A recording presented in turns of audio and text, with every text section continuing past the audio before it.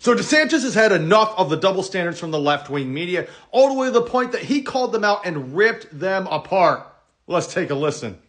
Or a president to be criticizing. Is it appropriate for people in your industry to try to create division and to try to create narratives anytime these things happen? Now, you're not as interested in doing that because Newsom is a D. If Newsom was a Republican, you guys would go you would have him nailed to the wall for what they're doing over there. And I know we've dealt with it. We just assume in Florida, anytime something happens, it's going to be politicized by the media. So you guys sitting in judgment of Donald Trump, I mean, excuse me, I think your track record of politicizing these things is very, very bad. Okay, last question. Newsom should resign and that the wildfires are all his fault. So do you agree with those comments? I remember when we had the Surfside Tower collapse, I had people from the Washington Post trying to blame me for it immediately without having any facts or anything. Oh, he didn't declare a state of emergency. First of all, state of emergency doesn't mean you can't respond.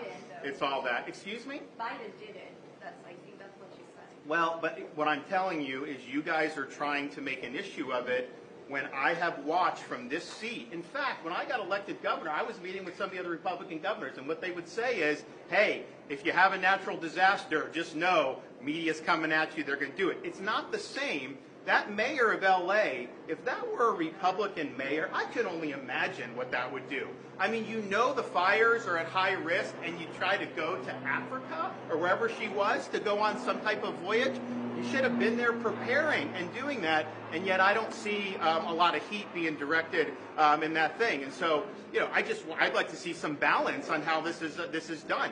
You could criticize the president-elect, but I think you also have to hold these other people accountable, and I have not seen that. We are all getting sick and tired of the double standards that comes from left-wing media. Anytime there's a natural disaster in a right-wing state, such as Florida, they attack the state, they attack the governor, they turn it into a political issue with a whole bunch of fallacies, none of it's even true. But when something goes wrong with a Democrat state, and it's the biggest disaster of all time in the country, and there's actually evidence to support all the claims in regards to it being the mayor's fault, the governor's fault, woke ideology's fault, DEI higher fault, then all of a sudden, we're not allowed to talk about it anymore. Now it's wrong. No, that is not the way it works, media. And we are sick and tired of it. DeSantis is tired of it. Musk is tired of it. Trump is tired of it. I am tired of it. And the American people are tired of it. And it's time for it to stop, and stop right now.